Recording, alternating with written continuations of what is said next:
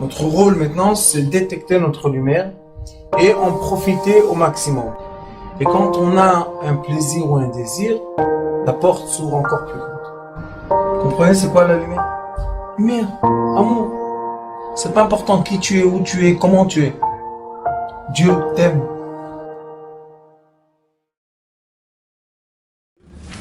La Torah a été donnée aux êtres humains, c'est le code de la vie. On doit faire sortir des textes, des compréhensions de comportement. Ça s'appelle Torah Chaim.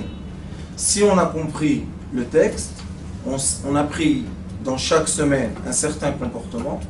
Ce comportement va nous suivre toute la semaine. Et c'est comme ça qu'on va pouvoir passer les vagues de la vie, des fois en haut, des fois en bas.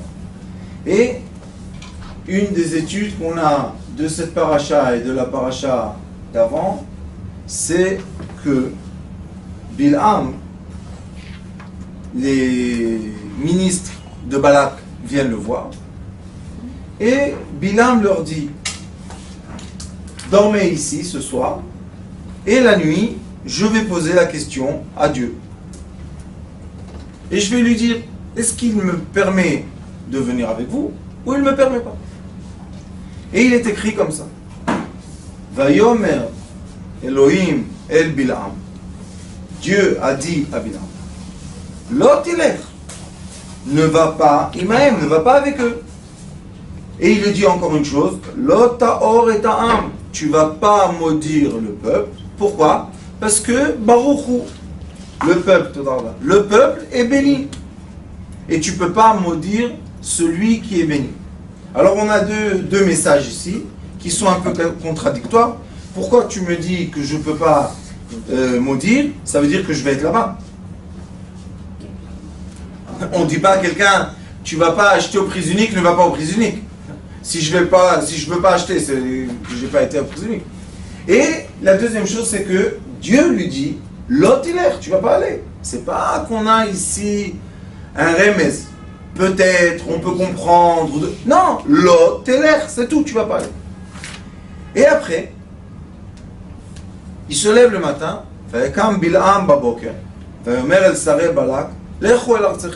retournez à votre pays. Pourquoi? Akadosh Baruch Hu ne me laisse pas aller avec vous. Qu'est-ce que ça veut dire? Quand quelqu'un te dit je peux pas venir, ou bien je veux pas venir, ou bien ma mère me laisse pas venir avec toi.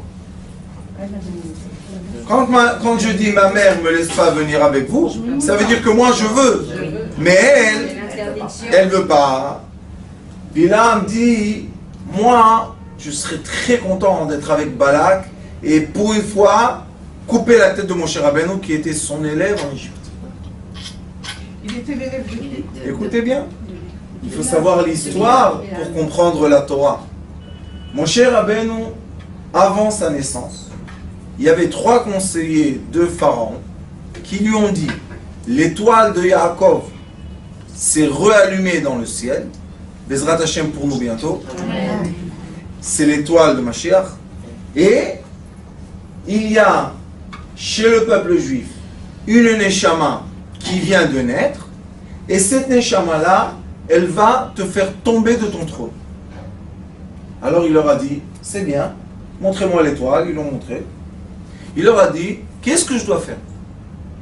Il y a eu 3 conseillers, Eyov, Yitro, Bilham. Bilham a dit, extermine tous les hommes, tous les garçons, tu vas, tu les trouves, tu tues tout le monde. Bilham.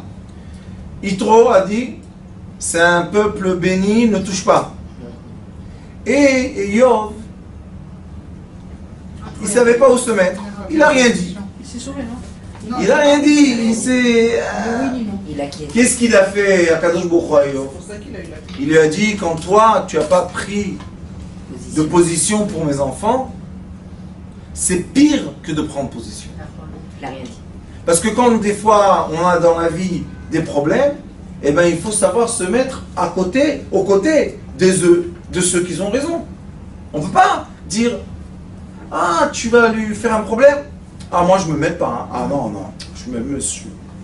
c'est ton frère, c'est ta soeur, c'est ton copain, c'est ton élève, c'est ton mari, c'est ta fille. Comment tu ne prends pas de côté? Et après, sachez que les enfants n'oublient jamais toute leur vie ça. Ça se grave sur leur cœur, et à 70 ans encore ils vont te dire, tu sais ma mère, j'ai reçu 2 gifles de mon père et c'est ma soeur qui devait rencaisser et ma mère elle s'est tue.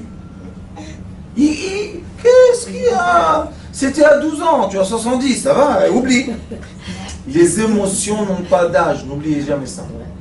On doit savoir que l'émotion de la personne est la chose la plus importante dans sa vie.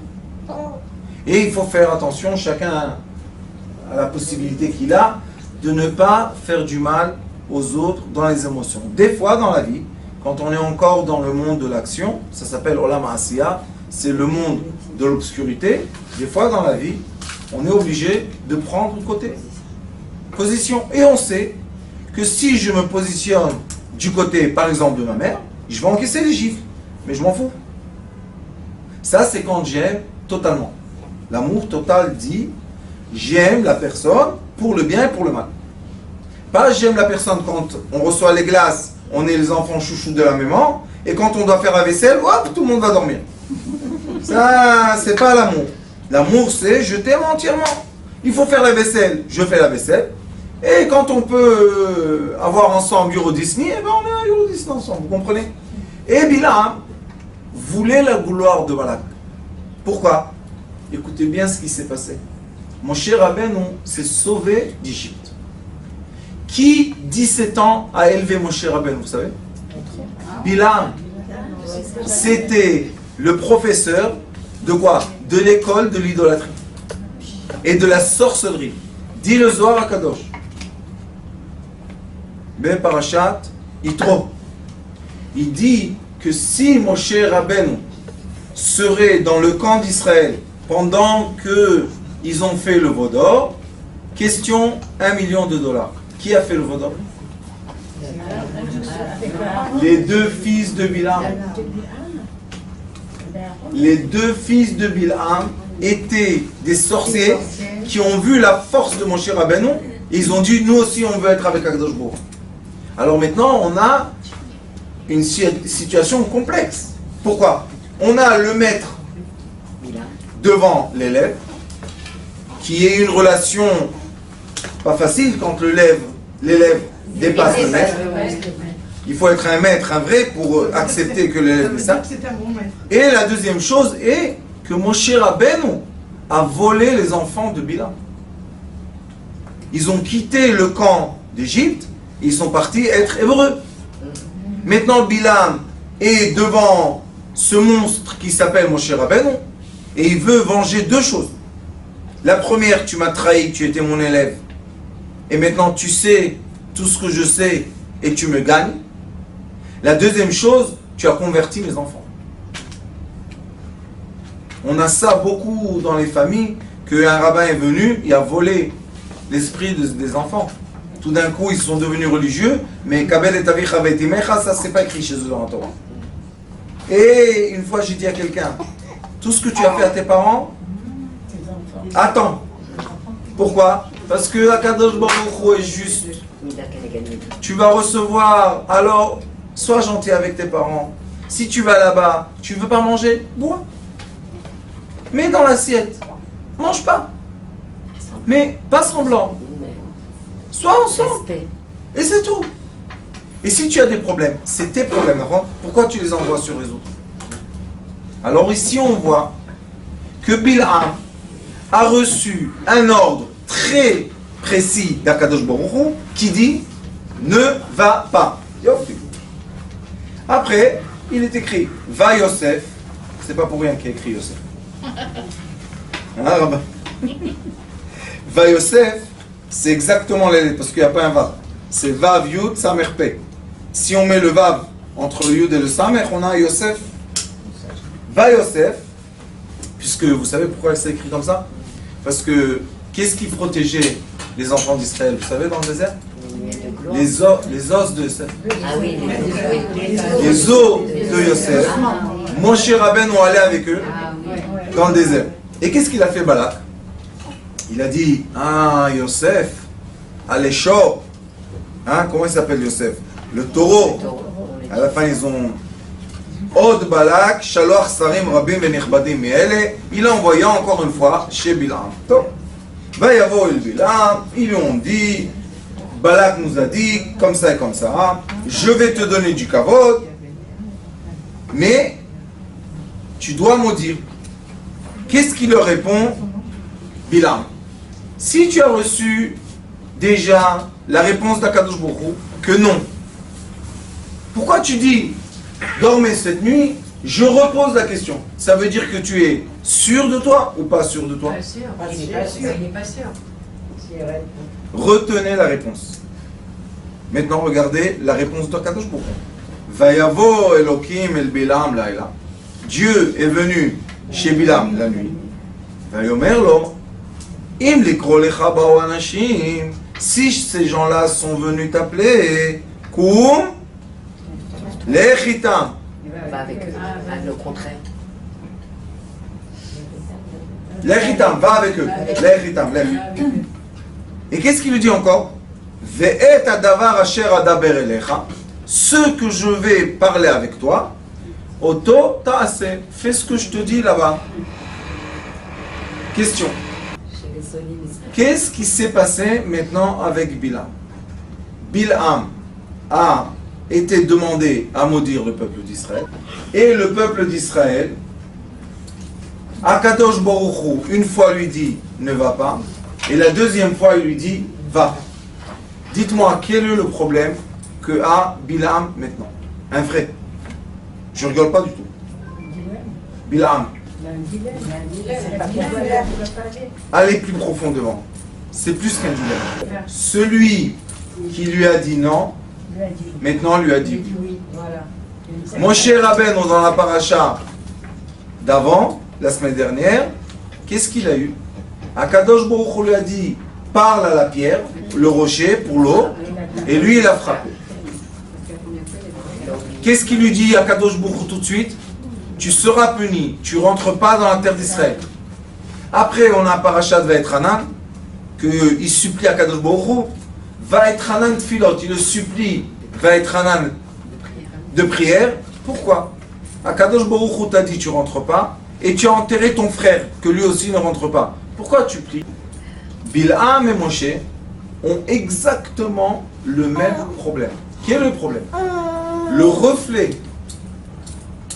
de leur imagination et le reflet de ce qu'ils vivent et quoi? Et à l'envers. C'est ça le problème du personne. Dans mon imagination, je compte sur toi. C'est moi qui crée quoi? Que je compte sur toi. Et dans la réalité, tu viens pas avec moi où je veux. Oui, c'est une double phase. Vous savez c'est quoi ça? C'est être très contrarié, mais très profondément. On appelle ça dans la Torah de la Chassidut, Itpakrut. C'est quoi Itpakrut? Contrarié ou contradictoire? Écoutez, Itpakrut ça veut dire que Akadosh Baruch Hu nous met dans une épreuve qui est très spécifique. Il y a plein d'épreuves dans la vie, mais celle-là spécifique, vous savez qu'est-ce qu'elle fait? Elle écarte les yeux de l'être. Pikrout, c'est quoi piquer? Piquer, ça veut dire poker. Il fait quoi? Ouvrir. Pas seulement ouvrir. Poker, ça veut dire que j'élargis, j'écarte ta vue. Qu'est-ce que j'ai eu dans ma vue que tu dois me l'écarter? Moi, j'ai eu la croyance en quelqu'un, et ce quelqu'un ne s'est pas comporté comme moi je pensais qu'il doit se comporter. Qui est dans le désordre? Qui est dans le conflit? C'est moi.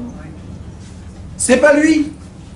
Lui, ce qu'il a à voir avec toi, il a pris ses valises, il est parti. Par exemple.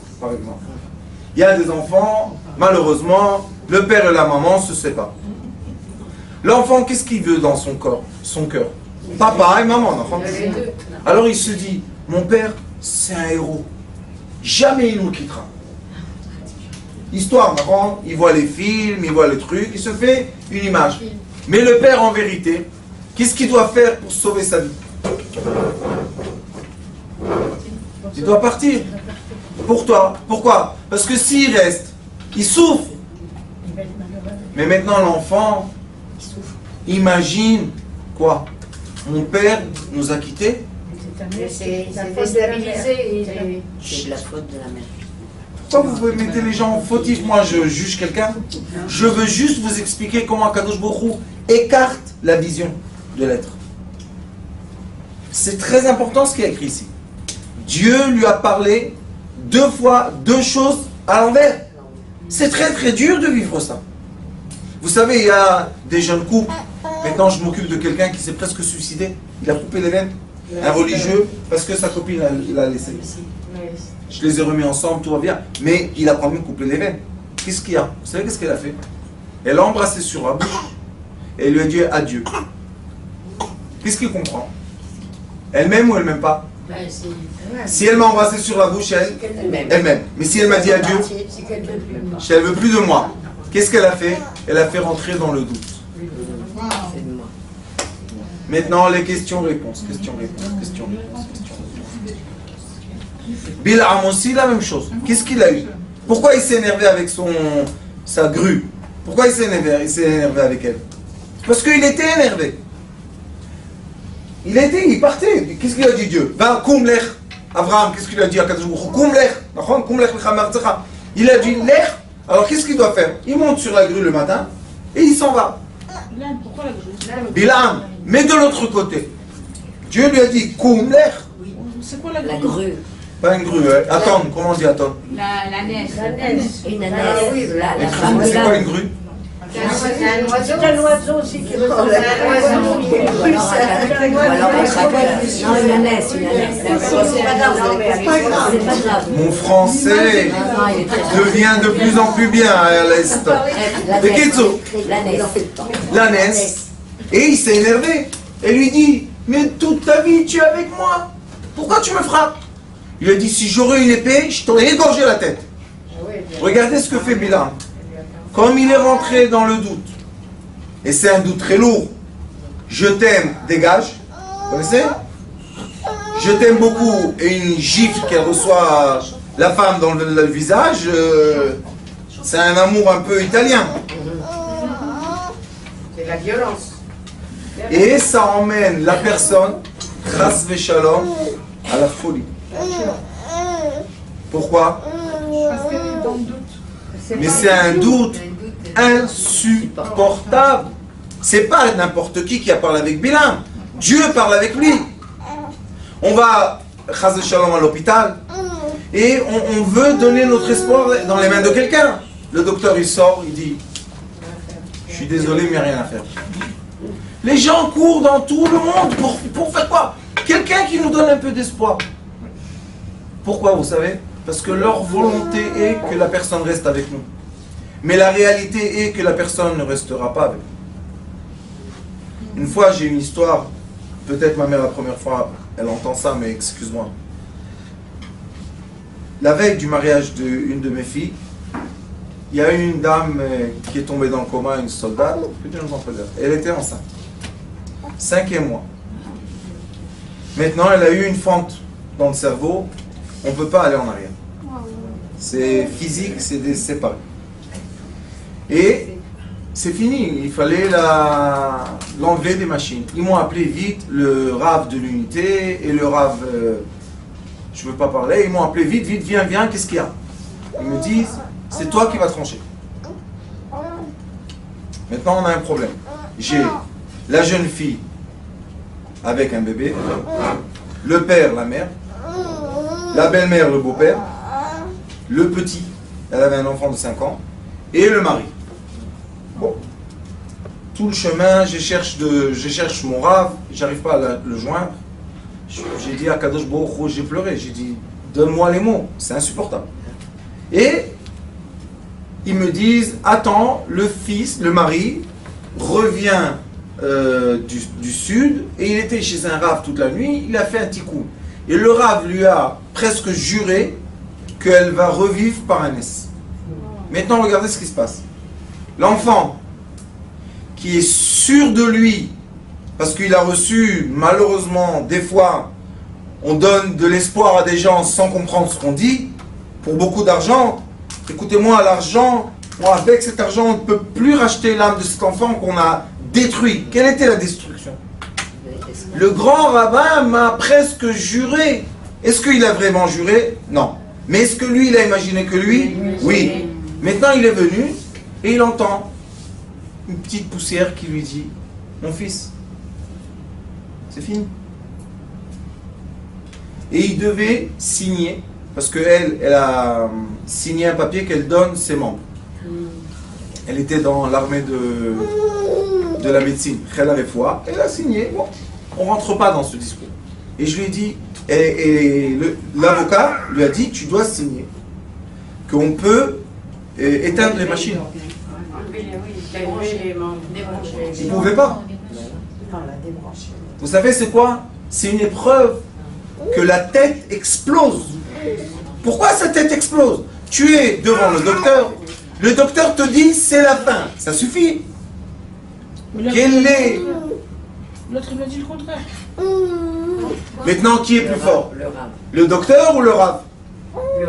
Non, mon espoir. Ah, l'espoir, l'espoir du rave. Mais maintenant, je vais mettre mon espoir dans les mains d'un rabbin, ça peut être dans les mains d'un marabout, ça peut être dans les mains d'une sorcière. C'est pas important, ça.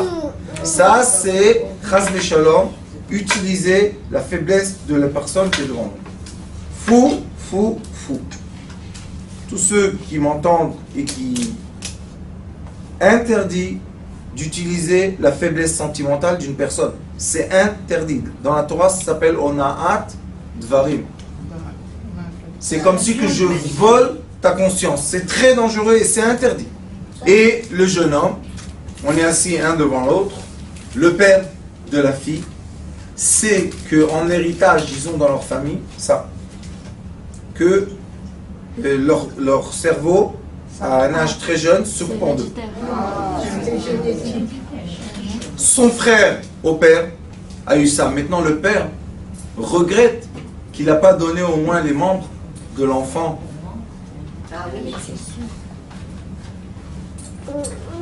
Ça, c'est très difficile. J'étais assis devant lui. Je lui ai dit, écoute, donne-moi la décision. Fais chez la trappe. Chez la trappe. Pose la question. Et ce que je vais te dire de décider, tu vas faire. Vous me soulagez quoi? En vrai, Je lui dis, tu saches que c'est pas toi qui as pris la décision, c'est moi. Très lourd. Le père, j'ai dit à l'avocat de donner les membres, je lui ai dit, écoute, lui il va pas signer. Et d'après la loi, si moi je peux signer, je signe. Mais le père peut signer. Ils ont regardé, ils ont dit oui. Alors je leur ai dit, voilà, on va faire comme ça. Toi, tu vas me poser la question. Moi, je vais te répondre que c'est la fin. Mais, pour le doute, c'était vendredi. Imaginez-vous, j'avais Shabbat Khatan. Shabbat pas Khatan. Et je lui ai dit, on va attendre jusqu'à Motzei Shabbat. Si elle se réveille, Baruch Hashem. Sinon, ça suffit. Et le père a signé. La fille, vraiment, est décédée malheureusement. Et j'étais dimanche à l'enterrement. Dimanche à 5h de l'après-midi, c'était l'enterrement. Et le matin, j'ai été voir mon rav. Je vais voir mon rav qui est un grand décisionnaire. On a eu un débat à peu près 1 heure. Et à la fin, il m'a dit, tu as pris une bonne décision. Je lui ai dit, écoute Rav, il y a des gens qui parlent avec ta parole et qui m'ont dit que c'est pas bien ce que je fais. Et j'ai pas le droit de le faire. Et ils m'ont presque maudit. Je lui ai dit, mais eux, ce ne sont pas les parents d'un enfant qui va être sauvé sa vie par ça. Ce ne sont pas les parents d'une famille que la maman va être sauvée la vie grâce au rein. Je lui ai dit, et comme Akadosh Baruch Hu m'aime beaucoup, eh ben tu vas voir qu'un des gens qui a reçu la donation sera un Haredi de Bnei Brak. Je ne savais rien du tout. Il m'a dit, je lui ai dit, tu verras. Tu verras. Je lui ai dit, parce que Akadosh Baruch Hu, il va vous donner la leçon comme il faut, par le bien. Le soir, c'est à 5 heures de l'après-midi, le père il vient me voir. Je devais soulager la mère, imaginez. Et il me dit, tu sais Raph, il y a un gosse à Bnei Brak de 16 ans, elle lui a donné le foie. Cette famille qui a reçu le foie, pourquoi elle n'a pas dit non? Pourquoi le Rav n'a pas dit non, non, non? Pourquoi il a dit oui, oui, oui? C'est sauver une vie, c'est sauver la vie. Non, mais moi, qu'est-ce que j'ai posé comme question? Tuer une vie ou sauver la vie? Non. Alors, dans la vie, on reçoit des booms comme ça, forts. De quoi? Oui, non.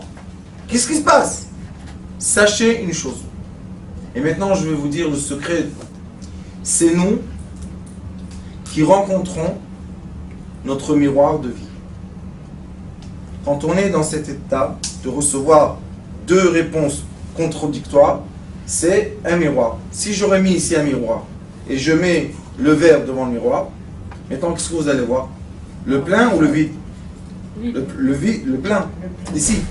D'accord? Parce que le miroir est là. Et maintenant on va commencer à faire un débat. Moi je vous dis que je vois ça. Et vous, vous me dites que vous voyez ça. Est-ce qu'on voit la même chose? On voit le même objet. Mais vous savez quelle est la différence? Nous sommes arrivés près du miroir. Et c'est pour ça que l'objet fait quoi? Il se renverse. Tout ce qui est oui devient non. Tout ce qui est non devient oui. Ça, c'est une stratégie dans la vie de savoir. Stratégie que quand je suis très proche du miroir, tout est à l'envers. Qu'est-ce que je dois faire, vous savez? Bonne question. Après, une bonne question. C'est difficile, hein? Vous savez qu'est-ce que je dois faire?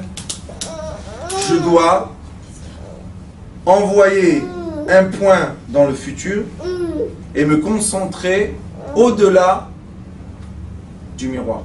Je ne veux pas savoir ce que le miroir dit. Mais si je rentre dans la question de oui et non, qu'est-ce qui va se passer avec moi? Quand une personne est dans la contradiction et dans le doute, elle devient folle. C'est un discours intérieur qui est insupportable. Ce qu'on nous dit dans la paracha de cette semaine, c'est ne rentre pas dans le discours insupportable. Concentre-toi sur quelque chose qui est au-delà de ça. Regardez à la fin de Bilham, malgré qu'il a béni le peuple d'Israël, soi-disant mon œil, à la fin, vous savez qu'est-ce qu'il a dit? Il a dit à Balak, écoute, envoie les filles de Moab, fais un marché gratuit, iPhone, tout est gratuit. Ils nous prennent notre âme avec une petite cuillère, ils nous la mangent. Et les gens disent, qu'est-ce que je vais faire? Je ne peux pas sans. Casse-le. Et ça suffit d'être harcelé toute la journée et toute la nuit. Par quoi? Par des messages qui ne veulent rien dire. Quelqu'un est mort maintenant en Australie. Qu'est-ce que tu veux que je fasse? Mais j'ai eu 15 minutes de la vidéo et qu'est-ce que j'ai besoin moi de voir tous ces morts-là autour de moi? Accident de voiture. Et ils n'arrêtent pas de nous envoyer les messages négatifs. D'un autre côté, achète une villa, achète une maison, ah tu travailles pas assez, ah ton salaire n'est pas assez, ah tu donnes pas assez d'éducation, ah. Qu'est-ce que vous voulez chez nous? Qu'on ait la pêche pour gagner de l'argent et acheter des choses? Oui. Est-ce que vous voulez qu'on soit déprimé ou vous voulez qu'on soit très heureux?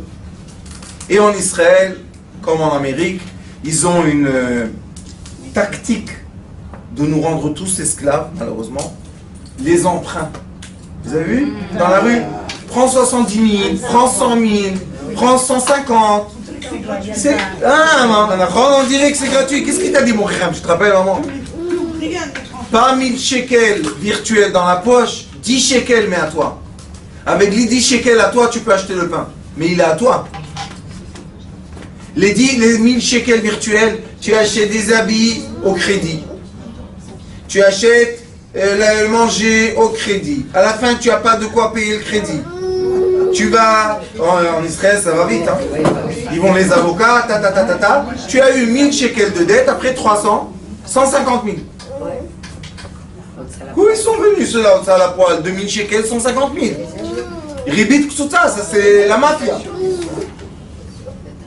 Comment le pays permet qu'on juge comme la mafia, puisqu'on est en Italie? La banque elle vit avec les agents. Non. Il n'y a pas d'agents.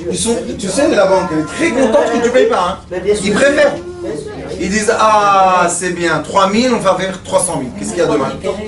C'est pour ça que mon rave disait, zéro dette. Mange pas. Fais rien, zéro dette. On n'a pas besoin de l'argent qui n'est pas nous. Pourquoi? Parce que ça coûte très cher. Qu'est-ce qui coûte cher, vous savez? La personne qui est sûre qu'elle va aller au tribunal recevoir la justice, et qu'est-ce qu'elle reçoit? La justice.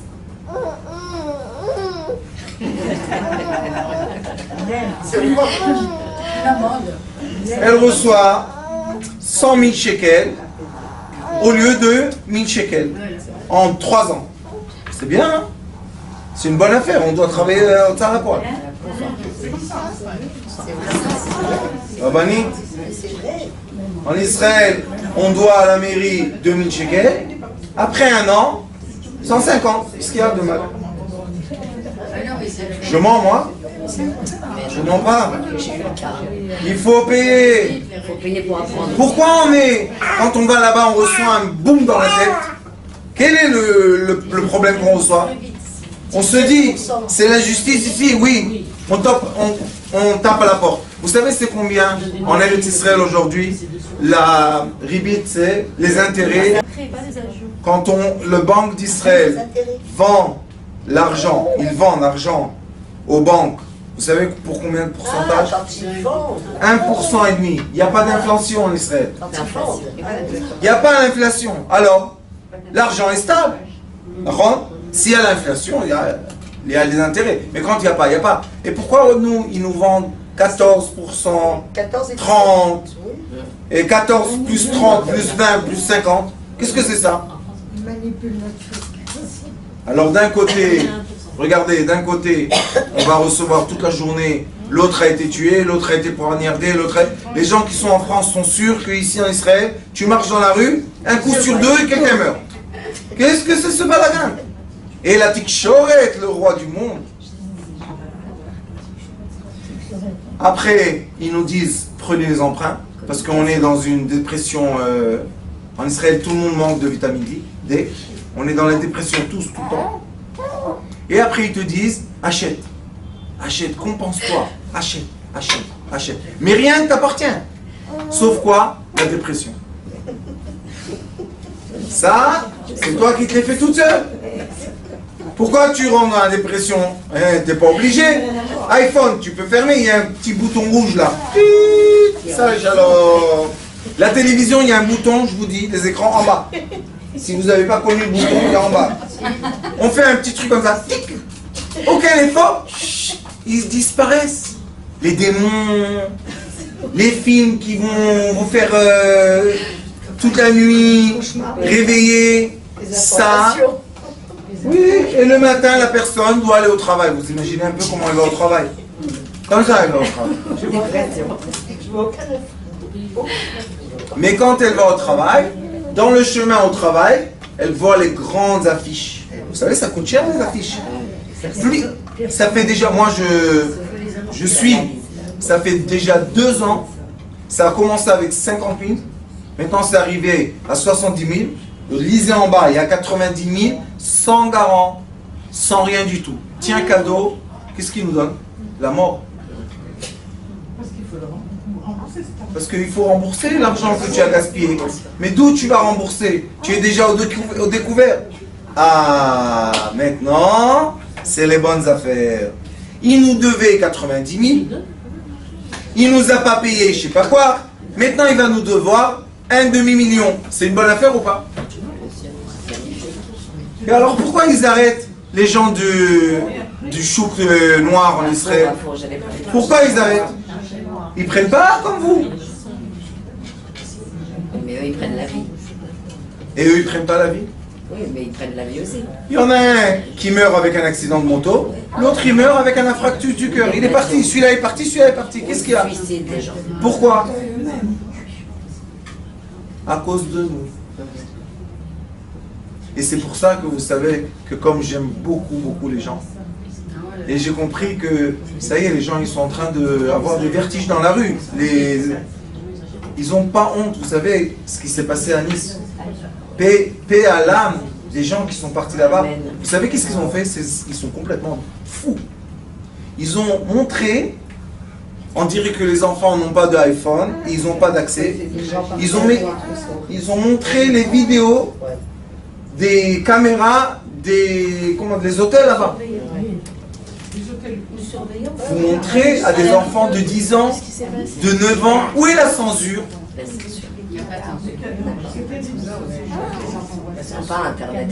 Les enfants voient ces choses tellement horribles, ils perdent le goût de vie.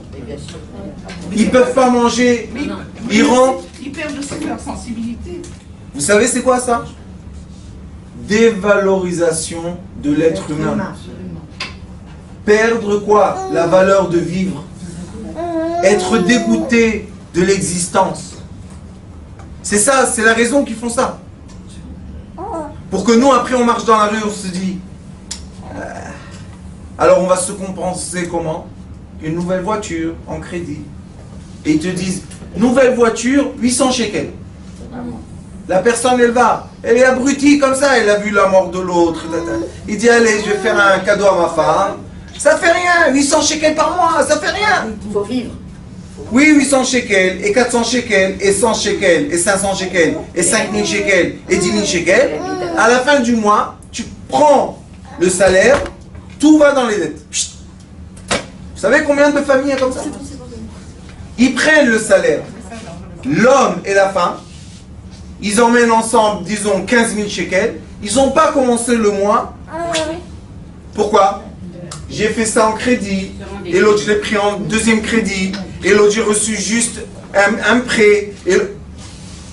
C'est une vie complètement à l'envers. J'ai écrit un livre depuis Avraham Avinu, de la Torah, qui donne l'importance de l'être humain vis-à-vis de Dieu. Le discours doit être, tu es unique. Tu es un amour. Dieu t'aime avec une puissance qui est impossible. Tu es l'infini toi-même. Tu es une partie d'Akadosh Baruch Hu. Quand quelqu'un il est comme ça, il peut être affectueux, il peut avoir de la patience, il peut se contenter parce qu'il est nourri par un amour infini. Mais quand la personne, que Dieu nous en préserve, on regarde toute la journée des cauchemars, on entend des histoires du Lachon Hara, qu'est-ce que c'est? Comment on peut vivre comme ça? Et encore plus, quand on a les contradictions comme ça qui nous... Ch'tac, vous savez, prenez du fer, vous le tordez de deux sens, qu'est-ce qu'il fait? Il se casse. Ça, c'est une des épreuves les plus dures qu'une personne peut passer. Mais il faut savoir que derrière cette épreuve, nous allons avoir une vision élargie, écartée. De quoi? On va voir mieux la vie, la réalité. Est-ce que c'est un cadeau ou c'est pas un cadeau? C'est un grand cadeau. Être aveugle, c'est pas tellement bien. Être quelqu'un qui voit, c'est un grand cadeau. Plus on passe des épreuves dans la vie, et plus on comprend que les êtres humains sont des êtres humains. Et on comprend que tous les petits rêves qui nous ont fait manger quand on est tout petit, que la personne avec la barbe, c'est Elia Onavi, et toutes ces ch'touillottes-là, on se réveille un jour. On dit Elia Onavi, c'est ton comportement, pas ton visage. Tu es un chef de banque, ça ne veut pas dire que tu voles pas. Tu es un docteur, ça ne veut pas dire que tu fumes pas de la drogue. Hein? Maintenant, aïe aïe aïe aïe aïe, il y a des gens avec les yeux ouverts. Ça, les aveugles, on peut tous les prendre en troupeau, leur dire allez tout droit, et tout le monde tombe d'une falaise. Ça, bravo, allez. Mais quand on est avec les yeux ouverts, on ne tombe pas de la falaise. Et moi, je vous dis, je signe ça, qu'il y a beaucoup plus de gens bons que de gens mauvais. Et quand je vous dis beaucoup plus, mettez-vous dans une rue et juste, ne bougez pas, juste comme ça. Et maintenant, cherchez qui se dispute. On n'entend plus rien. Il n'y a plus de disputes dans les rues comme avant. Ça veut dire que la plupart des gens sont gentils. C'est marcher aujourd'hui dans la rue, c'est plus prudent qu'il y a 30 ans. Même il y a 50 ans, les gens se disputaient dans la rue, c'est pas terrible. Ouais, il y a 30 ans, quelqu'un, à peine il touche, il frotte l'autre. On dirait qu'il lui a mangé son... Il y avait beaucoup plus d'agression. Pourquoi aujourd'hui il y a moins, vous savez? Parce que les gens sont dans une dépression internationale. L'être humain est dans la dépression internationale. On découpe les couples, on découpe les enfants, on découpe les industries. Tu vois quelqu'un, il a fait une affaire, il est dans un problème, aide-le. Il donne un salaire à 20 personnes. Non, qu'il fasse faillite. Et les 20 personnes, on s'en fout. Et de l'autre côté, il vous donne 100 000 shekels. Allez, prends un prêt sans garant. Donne-lui cet argent. S'il y a tellement d'argent à donner, donne à celui qui donne des salaires. Il est maintenant dans un petit trou. Eh bien, donne-lui. Non. Lui, il va couler. Et eux, ils ne vont pas avoir d'argent, donc ils vont prendre des prêts. Ça, c'est casser l'âme de l'être humain. Parce que l'être humain, on dit le matin, Elokai, Nishama, Shenata Tabi. Dieu, l'âme que tu m'as donnée, Théoraï, elle est pure. Ata Berata, c'est toi qui l'as créée. Ata Yetzarta, c'est toi qui lui as donné une forme. Vata Nefarta Bekirbi, c'est toi qui me la donne, qui me la rentre dans mon corps. Alors, on doit être heureux ou triste? Très heureux. Mais tu dis ça, et après tu ouvres l'iPhone, et ça commence. WhatsApp, truc, tu sais qu'est-ce qui se passe aujourd'hui? Et tu dois aller signer une affaire de $1 million. Tu signes? T'as pas envie. T'as perdu $1 million. Hé, mon frère. Qu'est-ce que c'est ça? Non, je suis dans une dépression. Regarde, tout le monde meurt. Je peux pas travailler. Tu as été piégé. Dans quoi? Dans un endroit qui s'appelle Itpakrut. Ouvre les yeux. Et regarde ce qui se passe.